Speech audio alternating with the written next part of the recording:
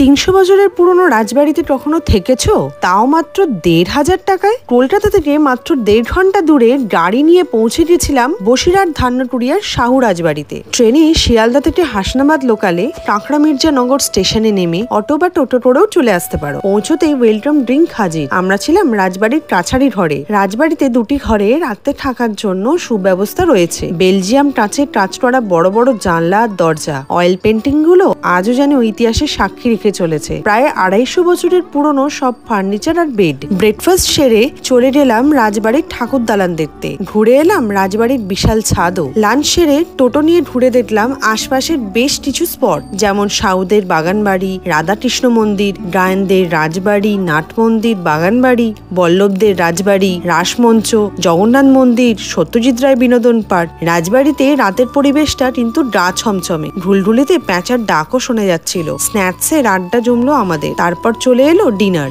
এক রাত রাজবাড়িতে কাটিয়ে পরের দিন ফেরার পালা।